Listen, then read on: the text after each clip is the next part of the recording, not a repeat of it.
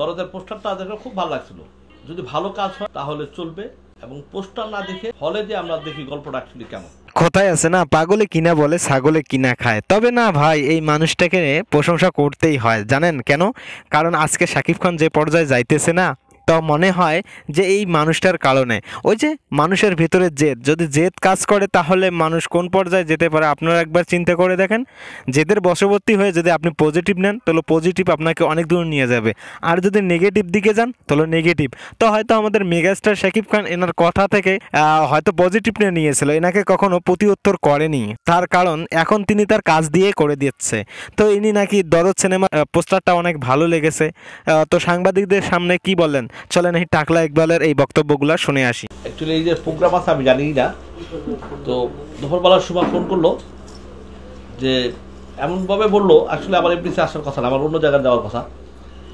আর সুমার প্রতি তো আমি একটু ঋণী আছি, কারণ ওর একটা শুটিং স্পট আর একটা বাড়ি আছে, সেই বাড়িটা প্রথম শুটিংটা আমাকে করতে দিচ্ছে। আমি ওইখানে শুটিং করছি এবং একটা টাকাও সে আমার থেকে নেয়নি।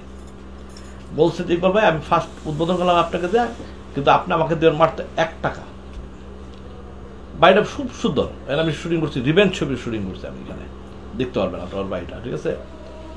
তো ওই একটা মানবতা আমার আছেই।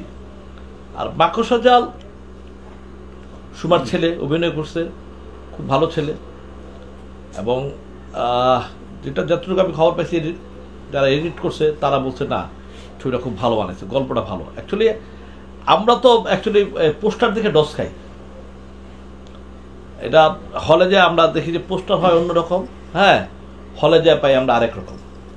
যেমন আমার কাছে ইদানিং একটা ছবির পোস্টার খুবই ভালো লাগছিল, বরবাদ। হ্যাঁ, আমার মনে হয় যে খুব সেরকম একটা পোস্টার, দেখ তার রেজাল্ট আপনারা সবাই জানেন, ঠিক আছে? সরি, বরবাদ না, দরদের পোস্টারটা দেখে খুব ভালো লাগছিল। তো সেই ভালো লাগছে আমার কাছে। তো তার রেজাল্টটা কি হয়েছে এটা সবাই জানেন। আমার জানা মতে, আমি যতটুকু জানি যে ইন্ডাস্ট্রিতে যদি ভালো কাজ হয় তাহলে চলবে, এবং পোস্টার না দেখে হলে যে আমরা দেখি গল্পটা অ্যাকচুয়ালি কেমন, তাহলে মনে হয় সিনেমা ভালো হতে পারে। Thank you.